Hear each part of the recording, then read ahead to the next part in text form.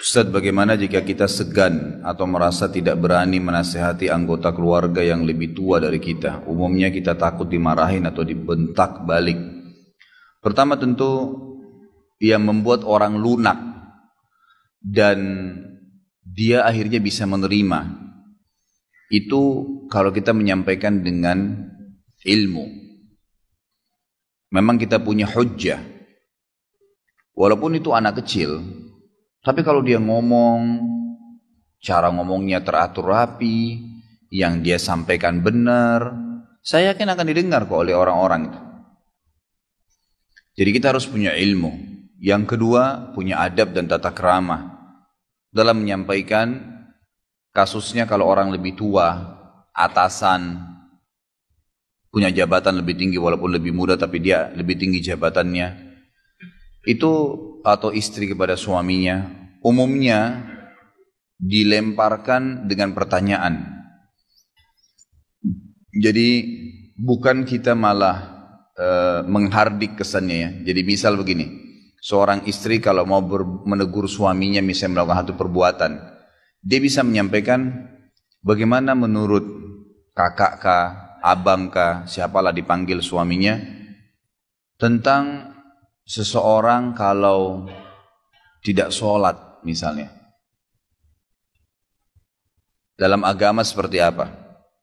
Atau atasan, bagaimana menurut Anda kalau seandainya ada sebuah perusahaan, kemudian ya, umumnya pegawainya itu melakukan pelanggaran seperti ini. Bagaimana caranya Anda memperbaikin?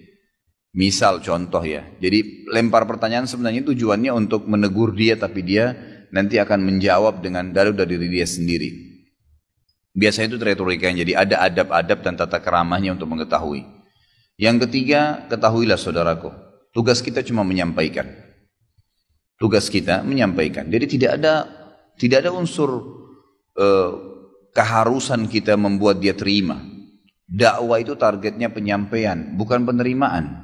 Ini fahami poin itu. Dan yang terakhir, ya, bisa menggunakan retorika ingkar mungkar dengan hati kalau memang takut, khawatir sekali. Yang penting jangan tidak ingkar mungkar, gitu kan? Itu yang penting. Dan ingat selalu diikuti dengan yang ma'ruf. Maaf, ana mau nanya seputar muamalah. Apakah dibolehkan dalam agama jika kita mempromosikan produk dagangan menggunakan foto artis terkenal atau mantan artis, memanfaatkan ketenaran mereka untuk difoto memegang produk kita seolah-olah sebagai testimoni? Ya, artis tersebut dikenal selalu tampil dalam acara kebaikan.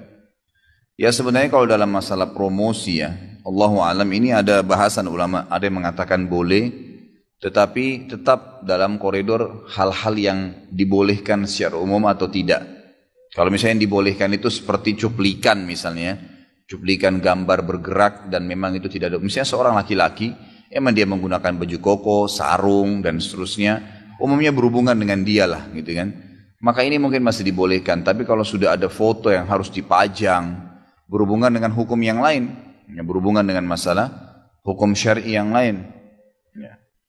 Jadi dilihat dulu keadaannya. Kalau misalnya bisa kita tidak melakukan itu jauh lebih baik, jauh lebih aman, gitu kan? Mungkin dengan cara promosi yang lainnya. Beberapa waktu lalu pada kajian YouTube pembahasan kitab Minhajul Muslim bab beriman kepada hari kemudian, Anda menyatakan bahwa ada beberapa malaikat yang tidak akan mati atas izin Allah, di antaranya Jibril alaihissalam, Mikail, Israfil, pemikul arsy Allah dan lainnya. Anda menemukan tafsir dari surah Az-Zumar karya Ibnu Katsir yang menyebutkan bahwa yang terakhir mati adalah malaikat pencabut nyawa, dan yang pertama dibangkitkan oleh Allah adalah malaikat peniup trompet. Terlampir kutipannya. Mohon penjelasan Ustaz.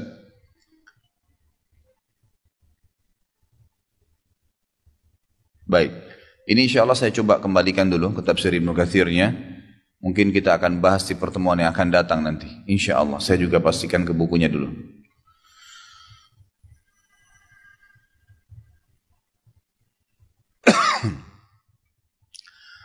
Ustadz, Anda juga menyebutkan dalam YouTube kitab Minhajul Muslim bab beriman kepada hari akhir bahwa dalam riwayat disebutkan surga diharamkan bagi semua nabi sampai Nabi Muhammad masuk ke dalamnya dan diharamkan kepada seluruh kaum sampai kaum Nabi Muhammad SAW masuk. Pengertiannya di sini apakah sampai seluruh kaum Nabi Muhammad termasuk yang sedang disiksa di neraka masuk ke dalam surga baru kaum-kaum lain yang masuk atau bagaimana? Tidak tentunya. Ya. Khusus umat Muhammad yang masuk dalam surga. Kalau menunggu yang masuk neraka dulu, berapa lama nunggunya itu kan? Jadi yang dimaksud adalah memang dalam hadis sahih disebutkan setelah seluruh ahli surga berkumpul di kantara. Kantara itu sebuah sebuah lokasi di depan surga, khusus penghuni surga saling bertemu di sana, kemudian mereka menunggu pintu surga dibuka. Nah ini memang orang-orang yang sudah lolos tidak masuk neraka dulu. Tidak masuk neraka dulu karena bukan cuma umat kita ya, umat-umat sebelum kita juga ada yang ahli maksiat tapi beriman, itu juga masuk neraka dulu, nanti dibersihkan baru masuk ke dalam surga. Ya ini lain, mereka urusannya berbeda. Yang dimaksud di sini adalah umat Muhammad SAW yang memang masuk surga awal tanpa neraka, itu mereka masuk duluan. Kemudian diikuti oleh umat-umat yang sebelumnya juga yang sudah tidak lewat neraka, masuk surga dulu. Kalau masalah kasus umat Muhammad dan umat sebelum kita yang memang masuk neraka itu berbeda, itu lain lagi. Itu memang mereka tidak masuk dalam kategori penjelasan hadis tadi. Ustaz, di grup WhatsApp teman-teman SMP ada yang mengajak untuk minum-minum khamr dalam rangka merayakan ulang tahun teman yang lain. Apa saya juga wajib ingkar mungkar dan kasih nasihat atau di dalam hati sudah cukup? Hati sudah cukup, tapi mestinya Anda nasihatin. Tinggal ketik, nggak bertemu sama orangnya, kenapa lagi? Apalagi yang mesti ditakutin? Menurut saya, gitu kan? Atau dengan bahasa Anda, minum khamr kan diharamkan dalam Islam. Maka teman-teman yang muslim mestinya menjauhi dan teman-teman non muslim mestinya menghargai teman-teman, kan begitu? Nggak ada sesuatu yang salah kok di situ. Kita bukan memukul orang, kita sedang menyampaikan apa yang agama kita nak berikan. Siapa tahu tiba-tiba ada yang tangkapin positif, oh iya benar ya. Terus ingat ya, ingkar mungkar usahakan diikuti dengan ma'ruf. Karena ma'ruf ini yang jadi solusi nanti. Misal, daripada minum khamar, lebih baik kita buat minum madu, wejang jahe, apalah, gitu kan, kasih solusi. Lebih hangat, tidak mabuk, gitu kan.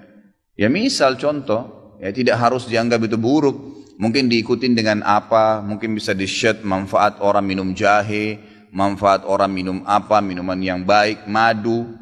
Bukan mustahil, siapa tahu orang baca subhanallah, bagi kita sederhana tapi bagi dia sesuatu manfaat yang besar, Allahu a'lam. Ya tiba-tiba iya deh kalau gitu. Ya kalau perlu Anda yang racik, siapa tahu nanti bisa buka restoran.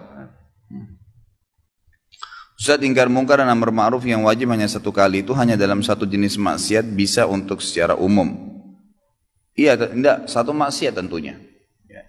Misal ada pelang, di sini sampo, perempuan tidak pakai jilbab, ya itu ingkar mungkar sendiri. Di depan sana ada iklan tadi saya bilang celana dalam, ya itu ingkar mungkar sendiri.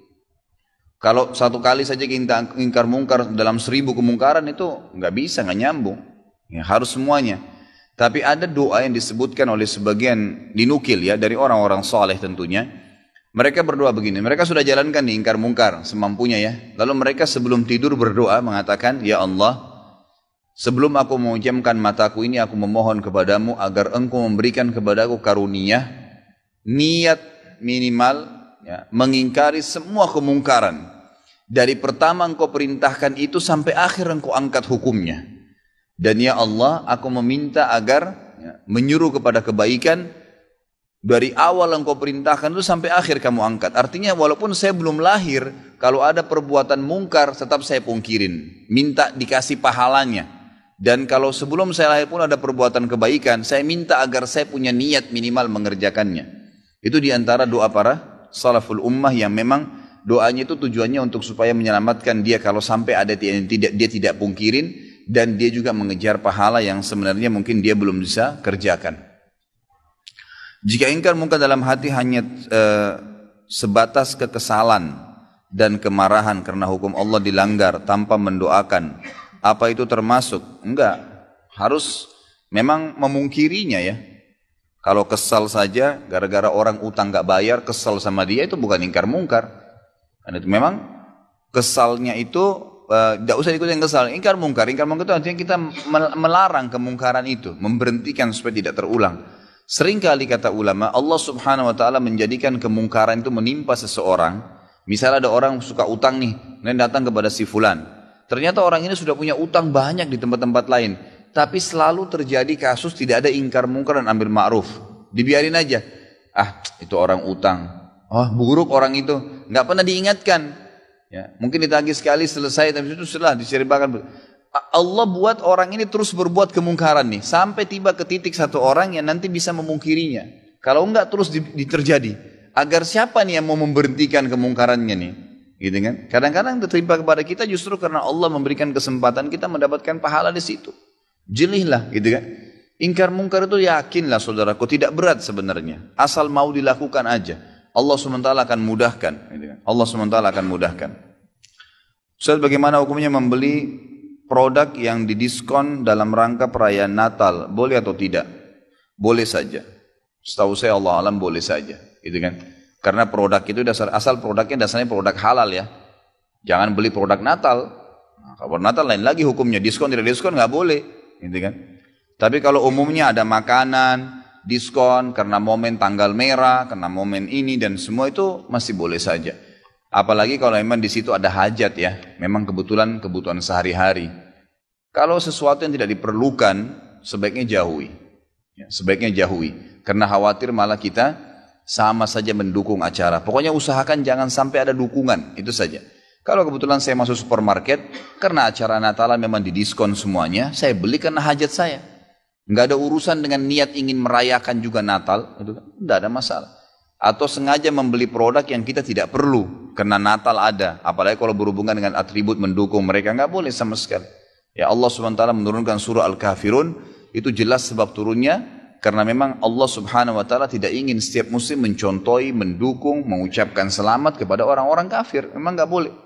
Ya Allah SWT turunkan itu kepada Al-Mughirah dalam berdebatnya dengan Nabi SAW. Bagaimanakah kita harus bersikap terhadap teman-teman yang begitu bersemangat membela idolanya, contoh capres. Namun ketika agamanya dihina, ulamanya difitnah, mereka malah bersikap biasa-biasa saja, malah cenderung mengiyakan berita tersebut. Ya sama, ini masuk dalam ingkar mungkar amar ma'ruf. Ya. Diingatkan bahwasanya bukankah agama lebih pantas untuk dibela, didukung seorang alim yang merupakan penerus para nabi. Jadi kata para ulama, siapa yang menghina seorang alim sama dengan menghina seorang nabi, walaupun dosanya lebih berat kalau menghina nabi. Karena kata Nabi SAW, al-ulama warasatul anbiya, pewarisnya para nabi, penerusnya adalah para ulama, gitu kan, penerusnya para nabi. Berarti sama saja sebenarnya, seakan-akan menghina si ustaz tadi atau dai itu atau alim itu, maka sama saja sedang menghina nabi. Ya kan gitu. Karena memang yang disampaikan oleh alim tersebut adalah ajaran Nabi Muhammad SAW. Maka tentu diingatkan dengan cara itu, diingatkan, gitu kan. Kalau masalah dia mau bela capresnya, dia mau bela atasannya, itu urusan pribadi, biarin aja, nggak usah dicampurin, nggak usah ikut-ikutan berdebat dengan pendapatnya orang gitu. Ya, usahakan ikhwas sekalian, ringankan pikiran kita dan hati kita dengan tidak pusing dengan keadaannya orang. Kecuali yang jelas-jelas memang kelihatan depan mata. Terjadi sesuatu gempa, kita harus bantu, silahkan. Tapi kalau kita lagi di rumah, sengaja manjat dari tembok, lihat tetangga lagi makan apa, pakai baju apa, pak mobilnya ganti merek apa, itu nggak usah futul gitu. Pikirannya lagi apa nih orang, mau beli baju apa dia, saya juga mau beli yang sama, untuk apa? Nggak ada manfaatnya sama sekali. Ringankan beban pikiran kita dan hati dengan tidak mencampuri urusannya orang lain. Masalah dia mau mempertahankan ini idola saya, ini apa, nggak usah lah gitu ya. Kita cukup ingatkan sekali, kalau tetap saja biarin aja, gitu kan? Tidak usah kita campurin. Beberapa teman menganggap mengucapkan Natal boleh-boleh saja. Ketika diberitahu bahwasanya itu dilarang, mereka tetap berdalih bahwa itu boleh-boleh saja untuk menjaga hubungan dengan sama Muslim. Bagaimana cara meyakinkan mereka bahwa hal ini dilarang dalam Islam? Sementara saya sendiri memiliki keterbatasan dalam memberikan jawaban kepada teman-teman. Berkaitan dengan dua pertanyaan di atas, apakah kita berdosa jika membiarkan hal tersebut? Misal ketika ada teman muslim yang menganggap mengucap selamat Natal boleh, kita hanya diam saja. Tentu nggak boleh ya, itu harus ingkar mungkar. Orang-orang muslim yang mengatakan bahwasanya boleh saja mengucapkan selamat Natal, saya berani sumpah ikhwah, orang ini tidak punya ilmu agama dan imannya masih sangat tipis. Nggak bisa saudaraku mengucapkan selamat Natal kepada orang Nasrani sama mengatakan selamat Allah punya anak. Bagaimana bisa Anda berani mengatakan Allah punya anak? Itu kalimat yang sangat berat, ya kan gitu. Tidak boleh. Allah subhanahu wa ta'ala itu la syarikalah, tidak ada sekutu baginya. Lam yalid walam yulad, tidak beranak dan tidak diperanakan.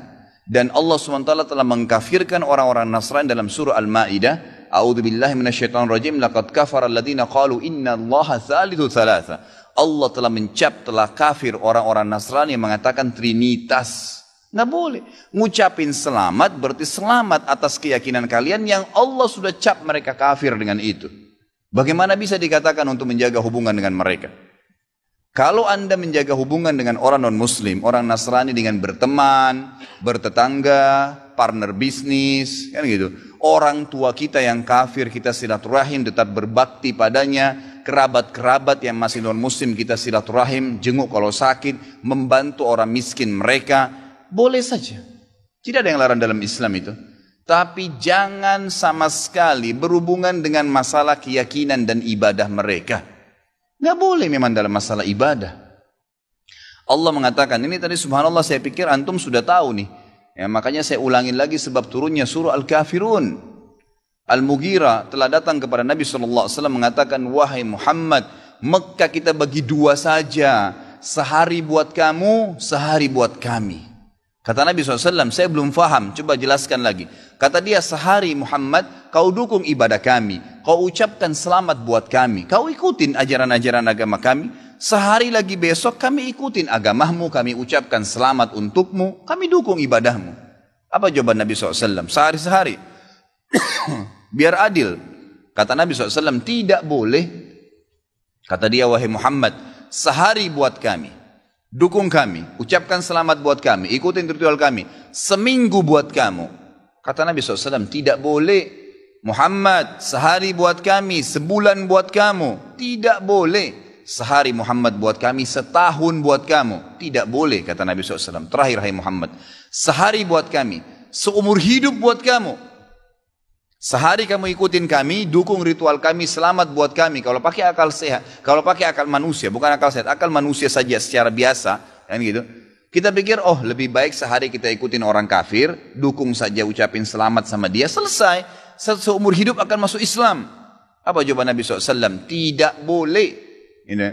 Lalu Jibril AS datang pada saat itu langsung membawa surah Al-Kafirun. A'udzubillahi minasyaitonirrajim. Qul ya ayyuhal kafirun. Katakan kepada orang-orang kafir. Orang kafir ini semua yang tidak syahadat.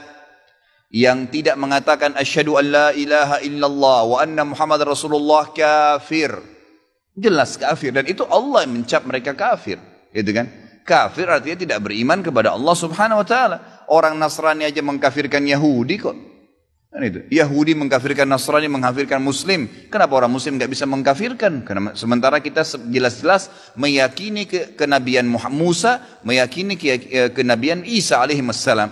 Gitu kan? Mereka yang memungkiri Nabi Muhammad SAW, Nabi terakhir, berarti tidak beriman sempurna kepada Allah Subhanahu Wa Taala. Dan sudah banyak ayat Quran menjelaskan masalah itu. Gitu kan? Kata Allah Subhanahu Wa Taala, ya, Qul ya ayyuhal kafirun la a'budu ma ta'budun. Semua Yahudi, Nasrani, Majusi, penyembah api, penyembah gunung, penyembah pohon, penyembah apa saja, semua selain yang tidak syahadat ini, saya tidak ikut-ikutan acara ritual kalian, tidak akan ucapin selamat buat kalian, tidak akan pakai atribut-atribut kalian, dan kalian juga tidak usah repot-repot ikutin agama saya, nggak usah. Kita nggak butuh Nasrani. Saya tanya, pada saat sholat Idul Fitri, ada orang Nasrani ikut-ikutan? Idul Adha, gitu kan? Mereka berurus dengan agamanya sendiri. Kenapa orang Muslim pusing dengan acara ritualnya orang lain? Diulangi lagi. Ya, setelah dikatakan kalian tidak usah ikut-ikutan, saya tidak usah ikut-ikutan juga. Diulangi lagi. Wala antum ma'budun ma'bud, wala na'abidum ma'abadtum, wala antum ma'budun. Dua kali diulangi. Dan saya tidak akan ikut-ikutan, kalian juga tidak ikut-ikutan, terus begitu. Terakhir dikatakan oleh Allah, lakum dinukum waliyadin. Kalian punya agama, saya juga punya agama. Titik, selesai. Gitu kan? Emang sudah begitu.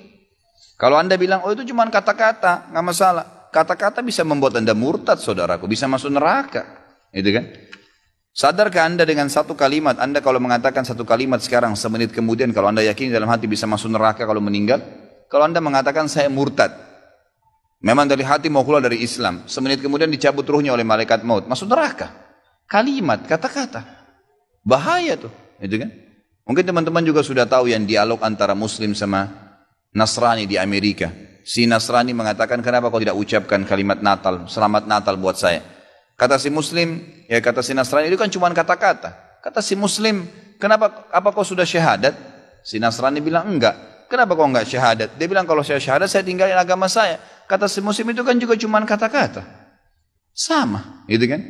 Jadi enggak boleh. Tapi hal-hal yang ditoleransikan dalam agama silahkan. Tadi saya bilang berteman, bertetangga, silahkan. Tapi jangan dukung masalah ibadahnya. Enggak boleh.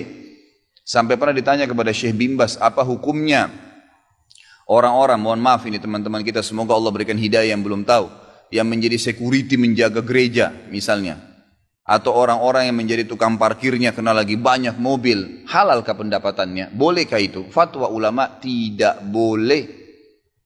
Karena ada hadis Nabi SAW yang berbunyi, kalau ahli kitab, khusus Yahudi dan Nasrani terutama, kalau mereka sedang beribadah di tempat ibadah mereka, jauhilah. Karena laknat Allah sedang turun. Hadis Nabi SAW. Kenapa nggak bisa cari rezeki di tempat lain? Subhanallah. Rezeki itu sudah dibagi oleh Allah SWT. Hati-hati saudaraku, gitu kan? Jadi orang yang mengatakan seperti ini karena tidak faham agama. Bagaimana bisa dia mengatakan Tuhan punya anak? Gitu kan? Jadi tidak boleh sama sekali ikhwah. Yang nggak boleh. Jadi kita harus tahu mana yang boleh dan mana yang tidak boleh. Dan Anda wajib ingkar mungkar. Ingatkan apa yang saya sampaikan tadi. Kalau juga dia tidak mau dengar, selesai, gugur kewajiban Anda.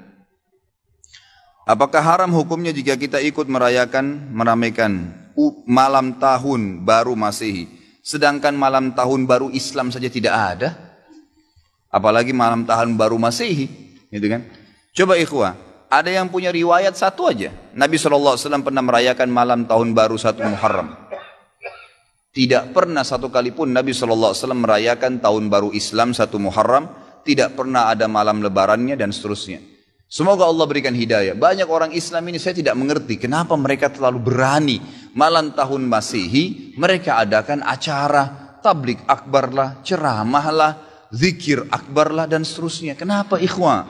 Gitu kan? Kenapa harus diadakan acara seperti ini? Dan orang akan menangkap itu adalah acara tahun baru Masehi. Kalau Anda bilang untuk mengalihkan umat Islam, bukan dengan cara kita membuat acara ritual, nanti akhirnya menjadi rutin setiap tahun, gitu kan? Berikan nasihat, sampaikan kepada MUI keluarkan fatwa tidak boleh, jadi umat Islam tidak terus-menerus jadi PR setiap tahun. Kalau kita biarkan akhirnya tiap tahun terus jadi masalah nih, gitu kan? Jadi masalah. Emang umat Islam yang coba merayakan malam tahun baru itu orang yang memang belum faham masalah agama. Kalau Anda larikan kepada acara-acara yang lain, maka akan jadi masalah baru lagi nanti, gitu kan? Akhirnya orang anggap, oh orang-orang Nasrani lagi rayakan dengan mabuk-mabuk, kita dengan ceramah. Bahkan ada doa bersama di malam tahun baru. Subhanallah. Malam tahun baru tentang lahirnya Isa alaihissalam tidak ada hubungannya dengan agama kita. Sedangkan hari lahirnya Nabi Muhammad SAW saja tidak pernah sahabat rayakan, tidak pernah Nabi rayakan. Lalu kita mau rayakan hari lahirnya Isa alaihissalam, bagaimana bisa ini, gitu kan? Jadi tahun baru Isa alaihissalam. Mestinya kita faham masalah itu. Ada seorang sebut saja si A, ia sedang sholat, sudah 2 rakaat lalu datang B menjadi makmum, setelah itu datang C menjadi makmum, dan si A selesai lalu si C tiba-tiba mengikuti gerakan dari si B. Apa hukumnya sholat si C? Nggak boleh, tidak boleh makmum ya menjadi makmum tidak boleh seseorang itu memiliki 2 imam dalam sholat. Tidak boleh seseorang memiliki 2 imam dalam sholat. Ya, jadi kalau misalnya kita sudah datang masbuk maghrib misalnya, si A jadi imam, si B masbuk 1 rakaat, berarti dia masih punya utang 2 rakaat. Si C datang masbuk 2 rakaat, berarti dia masih punya utang ya berapa tadi? 3 rakaat, gitu kan? Kalau si B datang masbuk 1 rakaat berarti masih ada 2. Si C datang masbuk 2 rakaat, berarti masih punya utang ya 3 rakaat ya, 2 rakaat ya. Dia tinggal 2 rakaat berarti dia masih punya utang ya 2 rakaat ya. Baik, datanglah intinya si A jadi imam, si B datang masbuk 1 rakaat, si C datang masbuk 2 rakaat. Setelah salam, si B masih menambah rakaat, si C masih menambah rakaat, lalu si C menjadi makmum, nggak boleh. Karena imamnya masih sama. Yang boleh kalau orang yang datang lain. Orang yang datang, si D datang, lalu menepuk pundaknya si C atau si B, lalu dia jadi makmum, itu nggak masalah. Tapi kalau satu imam tidak boleh.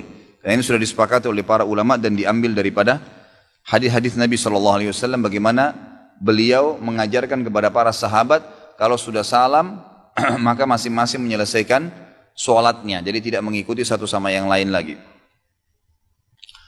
Setahu saya maulid Nabi saja tidak ada perintahnya apalagi hari ibu. Lalu bagaimana hukumnya jika saya mengucapkan selamat hari ibu ke ibu saya. Sedangkan ibu saya ingin diberi kado dan spesial pada hari tersebut. Bisa jelaskan tentang faham Salafi dan Wahabi itu apa Ustaz? Hari ibu. Setahun sekali ya. Saya tanya akhwat kita di belakang, mana anda pilih? Setiap detik dihormatin oleh anak atau setahun sekali?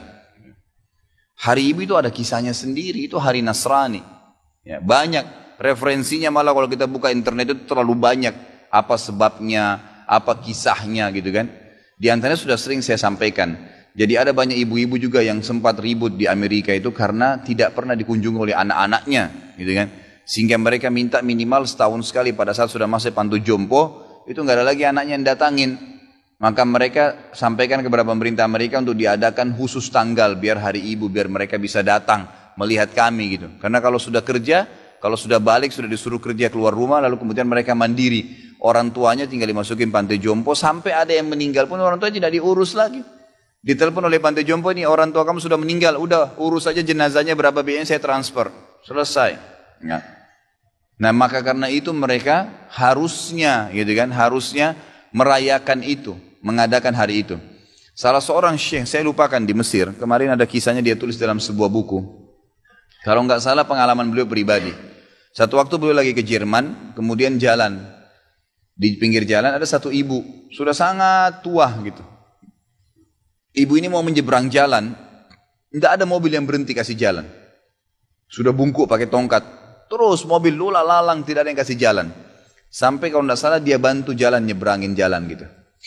Lalu dia bilang pada bukunya itu, mungkin ibu ini atau nenek ini pada saat dia masih muda, kalau dia jalan, semua mata akan melihat ke arahnya. Tapi begitu dia sudah tua begini, tidak ada yang mau kasih jalan aja, tidak ada yang kasih. Dan ini sangat berbeda kalau dalam Islam. Ya, dengan Islam itu tidak mengenal masa setahun sekali. Setiap saat seseorang itu sebelum ya orang tuanya lemah, sebelum tua pun sudah harus bakti. Dari dia masih kecil, kemudian sampai orang tuanya tua, sampai orang tuanya sudah mati, tetap disuruh berbakti. Ya, itu. Suruh berbuat baik, suruh kunjungin teman-temannya, suruh doain, suruh bersedekah, suruh haji dan umrah kalau dia sudah meninggal. Jadi bakti kepada orang tua itu tidak mengenal waktu. Ya, tidak mengenal waktu. Kalau ibu anda minta kado, jelaskan dulu. Bu, saya akan kasih kado. Ya. Tapi tidak ada hubungannya sama tanggal ini ya bu, karena ini adalah acaranya orang Nasrani. Ibu setiap saat minta apapun saya kasih. Ibu apapun yang ibu butuhkan selama saya mampu saya kasih. Sebagai bentuk perintah dari Allah bakti dengan ibu. Gitu kan? Jelaskan, berikan penjelasan. Itu termasuk amar ma'ruf dan nahi mungkar. Kalau masalah salafi, salafi itu diambil istilah sebenarnya. Teman-teman kita yang berdakwah sekarang di Indonesia ini berfaham sunnah. Termasuk mungkin pengajian kita ini seringkali dikatakan pengajian salafi, pengajian wahabi. Karena setiap kali dalam pengajian-pengajian ini kita selalu mengatakan salaf ummah. Ada orang-orang terdahulu sebelum kita dari kaum salaf ummah. Salaf ini yang telah mendahului. Itu yang dimaksud sahabat dan tabi'in. Itu yang dimaksud dengan kaum salaf. Ya, kaum salaf. Salaful ummah telah berkata seperti ini, para sahabat dan tabi'in. Nah, karena sering mengucapkan ada istilah salaf dikatakan kelompok salafi. Padahal sebenarnya tidak ada kelompok ini gitu. Ya. Ini cuma istilah sebenarnya diistilahkan gitu kan. Karena ada keluar kalimat itu. Kalau Wahabi, Wahabi ini sebenarnya dulu pernah ada pemahaman keliru ya di Maroko, berfaham diistilahkan Wahabi. Itu di zaman mungkin masih sudah lama, mungkin zaman Abbasiyah. Kemudian dihancurkan oleh Khilafah Abbasiyah dan pemimpinnya sudah dibunuh, dihukum mati, udah habis gitu kan. Nah, pemahaman ini memang pemahaman yang tidak benar awalnya.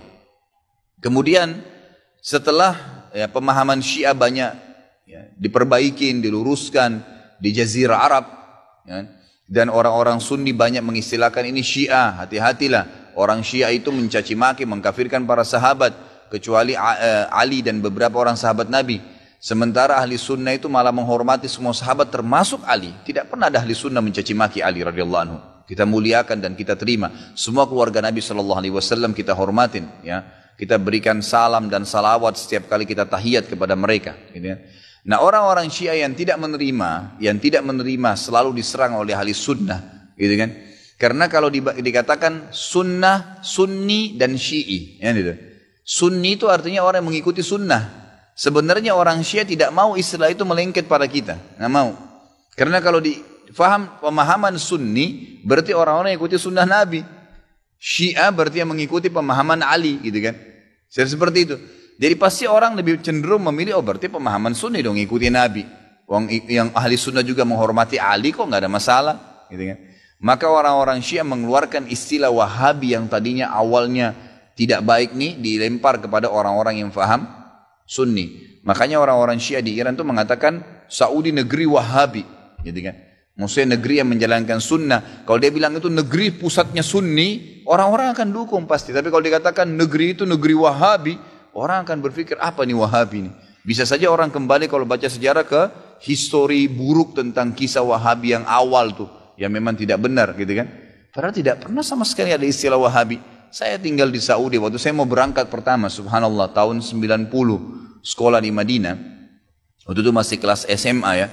Kemudian ada teman-teman ayah saya ya, sempat mengatakan, nanti Khalid di sana ambil ilmunya, tapi jangan sampai kau jadi Wahabi.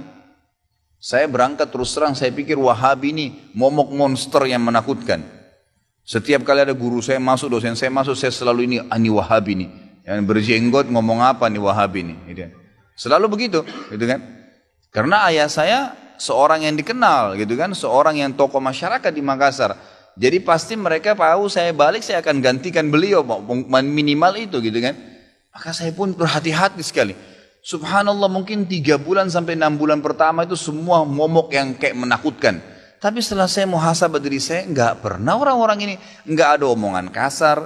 Dan selalu yang keluar dari mulut mereka, qala Allah, qala Rasul. Allah berfirman, Rasulullah bersabda. Kalaupun dikuatkan, sahabat Abdullah bin Umar berkata, Abdullah bin Abbas berkata, selalu begitu. Enggak pernah ada, ini pendapat saya, oh ini pendapat Wahabi, enggak ada. Kalau orang Syiah selalu kelompok Syiah, selalu digembar-gemborkan Syiah. Kita tidak pernah, tidak ada begitu. Lalu saya bilang ini pemahaman yang salah. Kira-kira bagaimana caranya saya ambil ilmunya, saya nggak jadi Wahabi ini, bagaimana modelnya? Nggak bakal nyambung kalau emang ini dikatakan Wahabi, berarti pemahaman ini benar selalu kalau Allah, kalau Rasul. Dari mana nih? Lama kelamaan saya sampai S1 baru saya paham. Oh ini istilah yang digunakan oleh orang-orang Syiah untuk menjauhkan orang bahkan dari pemahaman Sunni yang benar. Seperti itu. Benarkah bahasa penghuni surga adalah bahasa Arab? Allahu alam kalau ini. Saya belum tahu tentang riwayatnya. Kalau memang ada di antara ustadz-ustadz kita yang faham sunnah sudah menjelaskan, maka silakan diikuti. Saya belum tahu, belum temukan dalil sahihnya. Tentang manusia yang dapat memberi syafaat di akhirat, hanya Rasulullah atau juga biasa manusia lain seperti teman atau keluarga. Semua bisa. Semua orang mukmin akan memberikan syafaat. Semua mukmin akan memberikan syafaat. Itu dijelaskan dalam hadis Bukhari. Ya, bahwasanya setiap orang yang beriman itu kalau dia sudah lewat dari hisab, dia akan bisa memberikan syafaat kepada orang lain yang beriman tentunya. Bagaimana hukum atau dosa orang yang telah mu'allaf lalu dia murtad lagi? Ya sudah dianggap kafir.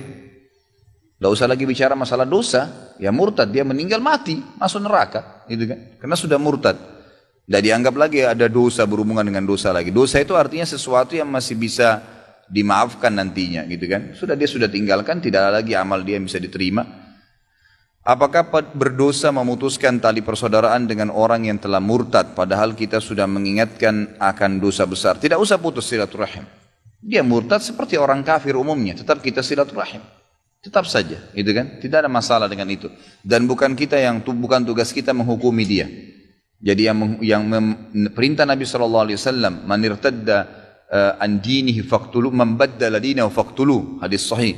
Siapa yang mengganti agamanya maka bunuhlah dia. Itu untuk pemerintah, bukan untuk individu, gitu kan? Jadi bukan kita yang harus menghukumnya. Bagaimana hukum atau sah tidak hendaknya menikah dengan orang yang telah hamil, padahal itu bukan hamil dengan kita.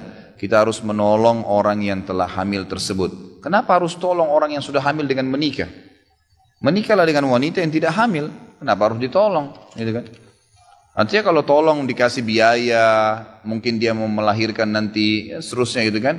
Bukan dengan cara menikahinya. Allahu alam, kalau yang saya tahu jangan nikahi wanita yang sudah dihamil di luar nikah. Kan gitu. Itu berarti dia sudah melakukan perbuatan zina dan itu berbahaya. Untuk masa depannya nanti Anda berbahaya.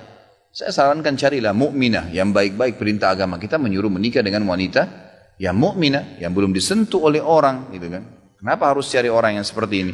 Kalau ditanya sahkah pernikahannya, sudah pernah saya jelaskan dan sering saya ulangin ini ya. Jadi kalau pendapat yang paling kuat sebenarnya, ada pendapat ulama yang mengatakan boleh saja, sah saja, tapi anaknya tidak dinisbatkan. Anaknya tidak dinisbatkan kepada pemilik sperma. Tapi pendapat yang saya pegangi adalah pendapat yang tidak sah. Pernikahan wanita yang hamil sampai dia meletakkannya. Karena Nabi SAW melarang wanita hamil untuk menikah di dalam hadis-hadis yang sahih dan juga melarang menjatuhkan hukuman rajam ataupun cambuk bagi wanita yang hamil. Bagaimana cara bakti kepada orang tua yang sudah meninggal? Ya, doakan, sedekah atas namanya, umroh dan haji, kunjungin kerabatnya. Kalau ibu dan bapak itu bisa diganti baktinya dengan saudara-saudara kandungnya. Seperti sabda Nabi SAW, al-khalatu bimanzilatil Tante itu, saudara kandungnya ibu adalah pengganti atau sama posisinya dengan ibu. Jika bayi yang baru lahir lalu ia wafat ketika dilahirkan, apakah bayi itu wajib diakikahkan? Ini khilaf di antara ulama, tapi yang rajih adalah diakikahkan saja. Nggak ada masalah. Nah itu. Walaupun dia meninggal. Bagaimana dengan foto setengah badan yang dipajang di dinding tembok? Malaikat tidak masuk rumah juga. Saya sarankan lebih baik baca di buku ini ya. Ini buku kebetulan saya sudah bawakan, memang malam ini ada buku ini. Kalau memang mau dimiliki bisa, ini sangat bagus. Rumah yang tidak dimasuki malaikat, lebih baik Anda baca di sini. Karena ini bukan hanya sekedar rumah, ya bukan hanya bahasan sekedar rumah, tapi memang bahasan siapa itu malaikat, apa manfaatnya kalau ada di rumah kita. Siapa itu rivalnya, lawannya malaikat adalah para syaitan, dan apa bahayanya, siapa itu syaitan dan apa bahayanya di rumah, kemudian baru masuk jenis-jenis rumah yang tidak dimasuki oleh malaikat, gitu kan. Termasuk yang dipajang fotonya. Memang kenapa akhi sekalian dan ikhwah, kenapa kalau seandainya Anda tidak pajang foto Anda? Kenapa? Tidak ada masalah kok, gitu kan. Tetap saja rumah itu orang tahu rumah Anda punya sertifikatnya kan. Selesai. Kenapa harus pajang fotonya? Gitu kan? Jadi lebih baik jangan. Ada contoh kasus seorang syekh di Yaman. Mungkin saya pernah ceritakan dulu. Saya di sini memang belum, tapi waktu itu kalau tidak salah di Al-Azhar atau sebelumnya di masjid yang sebelumnya. Ya. Tapi intinya ada seorang syekh di Yaman didatangi oleh seseorang pengusaha dari Jakarta. Dia datang dengan anak perempuannya pakai cadar, datang di Yaman. Duduk ngobrol-ngobrol, terus syekh ini menghormati mereka, berikan tempat, transportasi, segalanya. Intinya si saudagar ini, pedagang dari Jakarta ini sangat terkesan dengan anak perempuannya, bagaimana pelayanan diberikan oleh syekh. Syekh ini orang mampu di Yaman. Lalu mereka undang ke Jakarta. Datanglah ringkas cerita syekh di Jakarta. Begitu tiba di Jakarta, gitu kan, dikatakan ini pedagangnya bilang, maaf syekh, saya nggak bisa datang jemput, tapi anak saya akan jemput. Ternyata dia ini orang awam, bukan orang faham agama, dan anaknya pakai cadar waktu itu hanya karena melihat tradisi orang di Yaman gitu. Datang, dia bilang, anak saya perempuan yang itu hari ketemu Anda yang akan jemput. Syekhnya ini tangkap mungkin seperti di Yaman, kalaupun ada satu perempuan yang datang maka akan rame-rame satu mobil gitu kan, banyak orang. Dia kaget, ternyata ada seseorang wanita pakai rok pendek dekatin dia di Bandara Soekarno-Hatta. Lalu mengatakan, syekh. Syekhnya balik, siapa ini tiba-tiba panggil pakai rok pendek ini. Syekhnya balik sepintas, iya. Dia bilang, saya syekh yang datang ke Yaman kemarin. Gitu kan. Ringkas cerita, kata syekhnya, di mana ayah kamu? Kamu siapa nih? Saya si fulan yang datang kemarin. Syekhnya diam. Kemudian naik di mobil. Ternyata di mobil pun pada saat itu syekhnya tidak tahu alamat, gak tahu apa-apa, naik. Ternyata anak perempuan ini dan hanya ada satu orang saja di mobil. Jadi bertiga di mobil. Pulang menuju ke rumah. Ringkas. Pas tiba di rumah disambut oleh si pedagang ini, ringkas cerita, kata syekhnya pas mau duduk, dia bilang, sebentar. Sebelum saya duduk, kata syekhnya, saya mau tanya. Kalau seandainya saya dengan tongkat ini, ada tongkat dia pegang. mengangkat rok anakmu ini yang perempuan nih untuk melihat celana dalamnya, apa kau marah? Ini syekhnya bilang kepada si pedagang ini gitu kan, pengusaha ini. Dia bilang, tentu syekh, saya pasti marah. Itu kan perbuatan yang tidak baik, kurang ajar. Ngapain lihat celana dalam anak saya gitu. Kata syekhnya, sekarang saya tidak usah pakai tongkat, semua sudah kelihatan dari anak kamu, gitu kan? Kenapa kamu biarkan dia seperti ini? Kemarin dengan sangat terhormat menggunakan busana muslimah, sekarang malah seperti ini. Semua orang bisa melihatnya. Akhirnya dia tersentuh dan dia mengingatkan kepada anaknya. Tapi seperti itulah ya. Berlibur keluar kota apa boleh? Misal ke Jogja untuk berlibur, apakah ada tuntunan syar'inya untuk niat mengunjungi bumi Allah yang lain? Dan bagaimana jika berniat untuk tafakkur alam, gitu kan? Boleh saja, nggak ada masalah sebenarnya, gitu kan? Nggak ada masalah kalau mau ke Jogja, mau ke Surabaya, mau kemana silahkan, nggak ada masalah. Selama memang itu wilayah banyak orang Islam, nggak apa-apa. Mayoritas orang Islam ya, artinya ibadah kita tidak terganggu, tutup aurat nggak terganggu, nggak ada masalah, gitu kan? Nggak ada masalah. Jadi itu bukan sesuatu yang salah, boleh saja. Tapi jangan sampai terjadi pelanggaran-pelanggaran syar'i. Apalagi kalau mau bertafakur, nggak apa-apa. Ada sebuah gunung yang besar, dingin, yang gitu, hijau. Kita mau melihat, bertafakur itu artinya memikirkan tentang langit, keajaiban Allah. Ada masalah. Orang rekreasi dari sini ke puncak, kemana? Tidak ada masalah. Asal tidak melakukan perbuatan-perbuatan yang diharamkan. Tapi bukan ke negara orang-orang kafir secara khusus ya, sudah saya jelaskan. Maka lebih baik diprioritaskan ke negara-negara Islam. Bagaimana jika ada pasangan suami istri keduanya bekerja di tempat berbeda? Suami sering tugas keluar kota, begitupun istri dan harus menginap karena banyaknya pekerjaan. Apakah istri diperkenankan bepergian keluar kota dan menginap jika diizinkan oleh suaminya? Ini sebenarnya ada dua bahasan ya. Kalau berhubungan dengan jarak safar, maka kembali kepada hadis Nabi sehari semalam, itu dulu.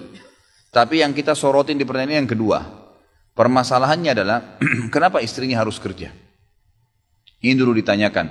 Perempuan dalam Islam bukan tidak boleh punya penghasilan, boleh. Tapi pertanyaannya, kenapa harus bekerja? Perempuan itu diciptakan dari tulang rusuk. Kenapa harus dijadikan sebagai tulang punggung? Yang dibalik kasusnya, rusuk itu ditutup, disimpan, dijaga. Bukan malah diekspos keluar. Ya, ini Syekh bin Baz memberikan fatwa yang sangat menarik di akhir-akhir hidup beliau sebelum meninggal rahimahullah. Beliau mengatakan, semoga saja kalau tidak salah ya, semoga saja seluruh muslimin bisa menyadari masalah ini, bahwasanya banyak wanita-wanita muslimah yang sekarang yang sengaja disuruh berdesak-desakan dengan laki-laki dan akhirnya terpaksa ya menanyakan kepada kami hukum-hukum yang semestinya memang sudah tidak boleh. Pasti dalam agama tidak boleh. Misalnya bagaimana hukumnya Ustaz? Saya naik bus pulang kerja dihimpit oleh laki-laki semua sehingga badan saya kegencet. Bagaimana hukumnya? Haram. Masa saya mau bilang halal? Kan tidak mungkin. Tapi dia terdesak kepada keadaan yang karena dia keluar dari fitrahnya, gitu kan? Cobalah mungkin berdagang hal-hal yang tidak berhubungan dengan masalah hal-hal yang haram, gitu. Berbahaya sekali. Ya, itu. Jadi kalau darurat, apalagi darurat dalam kali kata memang pendapatan tidak cukup sama sekali. Dan memang pekerjaan dikerjakan juga halal, itu nggak ada masalah. Tapi kalau Masya Allah rumahnya sudah ada, makanan semua sudah cukup, hanya karena prestasi, gitu kan? Hanya karena prestasi duniawi, atau karena selembar ijazah yang dianggap rugi kalau tidak dipakai, nah ini yang jadi masalah, gitu kan? Maka harus kita tahu, ikhwah sekalian tadi saya bahasakan waktu di awal pertemuan kita. Kalau kita meninggal dunia ikhwah, wallah ayat Al-Quran nih, ya. Orang-orang yang meninggal mengatakan, Qala rabbirji'un, wahai Tuhanku kembalikan aku di dunia. La'alli a'malu salihan fima tarakt. Saya berharap bisa kembali ke dunia untuk beramal saleh saja. Enggak ada orang meninggal ikhwah akhwat sekalian berharap kembali untuk naikin mobilnya yang mewah. Sudah enggak ada itu. Berharap kembali kepada istrinya yang cantik, suaminya yang gagah, mobilnya yang bagus, rumahnya yang besar, ranjangnya yang mahal, spraynya mau ganti apa besok, orang sudah mati, nggak ada lagi itu. Selalu harapannya bagaimana saya bisa kembali ke dunia beramal saleh, itu saja. Itu yang kita butuhin, bukan yang lainnya, gitu kan? Maka semestinya kita harus lebih fokus ke masalah amal-amal saleh ini. Itu yang harus kita pikirkan. Komunitas Islam, Muslim, bagaimana dengan hadis? berlepas diri dari orang yang tinggal di negara kafir. Apakah di Inggris misalnya, di sana komunitas muslim terutama salaf sudah lumayan berkembang. Apakah hadis ini juga terkena pada mereka? Tentu saja ya, hadis ini maksudnya ana bari'um mimma asya baina adhrul musyrikin. Yang kurang lebih artinya saya berlepas diri. Ya, kata Nabi SAW, bagi orang yang tinggal di tengah-tengah orang kafir, artinya memang mereka berada di tengah-tengah orang kafir yang mereka tidak bisa beribadah. Kalau anda bisa beribadah, silahkan. Tidak ada masalah. Kan sudah saya katakan ya. Kalau kita hidup di negara-negara non-muslim, memang mereka mayoritas, tapi orang Islam tetap bisa beribadah, tidak terganggu akidahnya, tidak diganggu, silahkan. Nggak ada masalah. Tapi yang menjadi fakta lapangan sekarang, kebanyakan, kalau negara Islam, maka pemimpin-pemimpin Islam itu tidak pernah mengganggu orang non-muslim. Subhanallah, nggak pernah ada sejarah di dunia, Raja Islam sengaja membunuh masyarakat kafir yang kafir di negara, nggak pernah. Tapi pemimpin non-muslim yang membunuh orang Islam, masyarakatnya banyak kasusnya. Itu kan? Bukankah sekarang di Angola, di Afrika itu semua masjid dirubuhkan?